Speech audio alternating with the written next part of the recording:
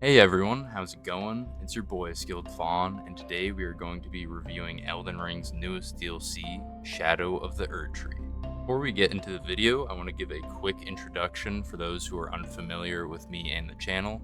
I've been playing through Soulsborne games since my introduction to the series at Dark Souls 3's release. I found a lot of joy playing through these games and continued to play through them years later. At Elden Ring's release, I decided to start streaming and doing challenge runs. Current day, I've done loads of Elden Ring, Sekiro, and other challenge runs. To start your DLC journey, make sure to take down Radahn located in Caelid, and then Mohg, Lord of Blood, down in Mohgwyn Palace. After these two are defeated, the player is able to touch Miquella's withered arm and head into the Shadow Realm. Let's start with the bosses. The bosses in Shadow of the Erdtree are fun, refreshingly different from the main game bosses, and are tough, which is a good thing. From Midra to Relana to Radahn, these bosses are really fun. One criticism is that these bosses deal insane damage, etc. And to that I say get your Skadu tree levels up, get boiled crabs from Bogart, and get talisman/mixed flask components. My first playthrough, I was getting quite frustrated and knew I need to change some things up. So I did the above mentioned things and the DLC became a lot more manageable damage wise. It's important to note that bosses in the main game will keep their attack combo going depending on how close the player is. Relana is a perfect example. She has 10 plus combos in her attacks and will possibly keep going if you get closer.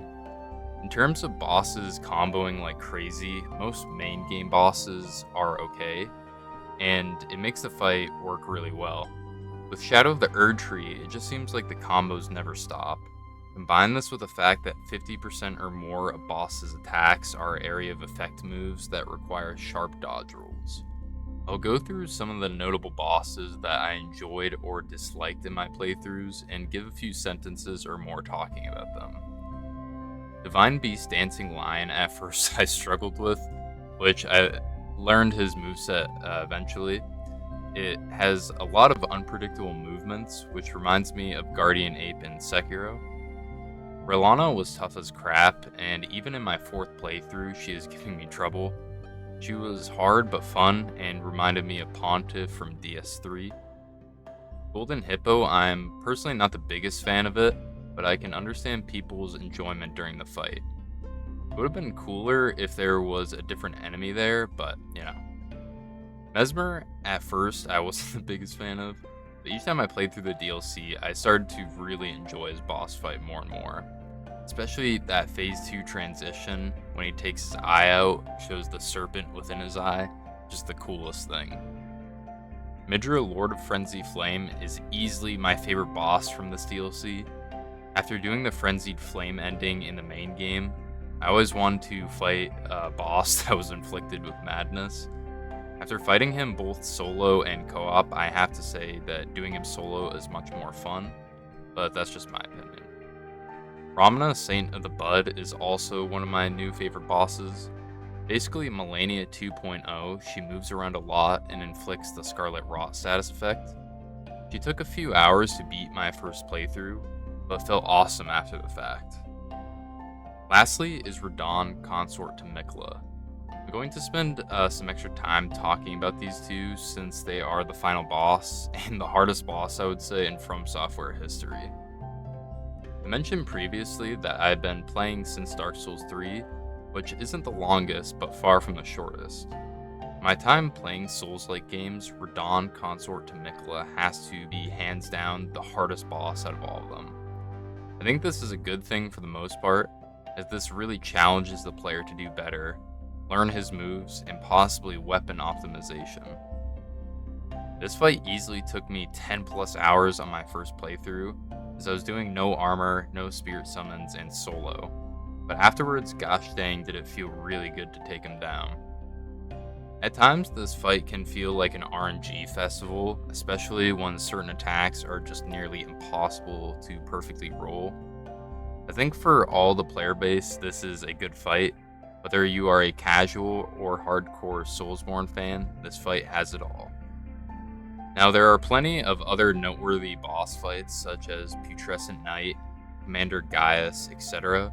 But if I talked about each one, we would be here for an eternity. In summary, these are really fun and tough fights. I'm happy these are extremely tough because it wouldn't feel as rewarding if not. Though I can see the frustration that more casual players have with the DLC's toughness. Let's talk about difficulty. This is something that I've seen a lot of people talking about on social media. The DLC introduces a new concept with the Erdtree and revered spirit ash fragments. The Erdtree fragments will help to increase the player's resistance to damage, alongside them inflicting more damage to enemies and bosses. Revered spirit ash fragments are the same, but only for the player's spirit summons. I do not believe this affects when NPCs or players are summoned, but if you have information on this, let me know. As I'm writing this, there have been an update that changed the scaling of the Erdtree fragments. The first 10 levels will now sharply scale, and then from level 11 to 20, the amount it starts to plateau. I'm really happy that FromSoft included this in the game. It's a welcome new mechanic in my books. With this in mind, let's dive into the difficulty of the bosses, areas, and various enemies. I would say that the main game is very tough, but also very doable. The DLC is that, but times 10. Bosses' attacks are extremely staggered to then go into the quickest attack you've ever seen, or maybe they just keep comboing. Radon is the perfect example of how difficult this DLC is. I will reflect on my first playthrough and the challenge runs that follow fairly regularly. Radon in my first playthrough took me 10 plus hours, which is a quarter of the total time I spent on my first playthrough. That says a lot right there on how difficult this boss is. At times, it feels extremely unfair how tough these bosses are, but just remember that you have so many more tools to work with than them. So if you are having trouble, make sure to summon other players, practice, get that Erdtree level up, and a bunch of other things. I highly recommend the mixed flask components that reduce physical damage as well, and these are located in Caelid and in Weeping when the player defeats the Putrid and Erdtree avatars. Let's talk about the various areas/environments. Each area feels unique and was fun to go through. There were definitely some underwhelming areas with little to no enemies, but this isn't really a big deal since it was very far and few. I found most of the time the areas to be interesting where it would want me to continue exploring and seeking out new things. For the longest time, I didn't know how to get below Ra and south of Midra. Once I found Cerulean Coast / the southernmost areas, I would pause just to look at the landscape. I have to say that the devs did a really good job with the map and the various environments. Base game was a lot more flat, so it was nice to get a map with a lot of verticality. So let's talk about the good. Starting off, the bosses are really fun and challenging. They are tough but fair, providing a perfect balance of difficulty and enjoyment. There's engaging new mechanics with the Erdtree and revered spirit ash fragments.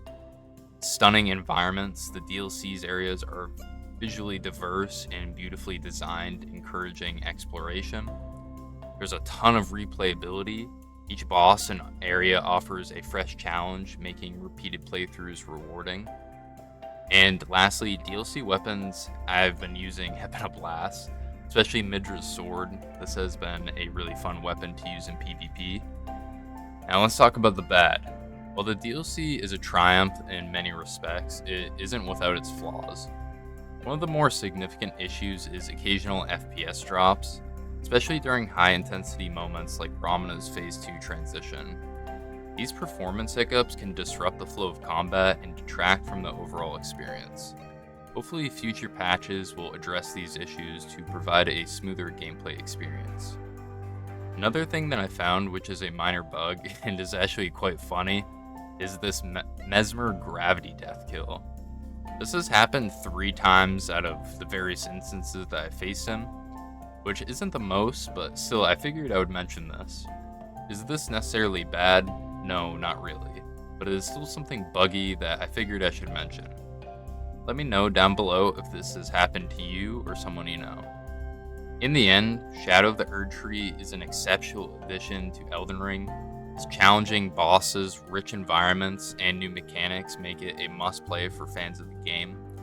Despite its punishing difficulty and occasional performance issues, the DLC delivers an unforgettable experience that stays true to the spirit of the Soulsborne series. I'm thrilled to have played through it in the first few days of its release and look forward to many more adventures in the realm of shadows. If you enjoyed this review, don't forget to like, comment, and subscribe. Try to do something kind for someone today. And this is your boy, Skilled Fawn, and I'm out.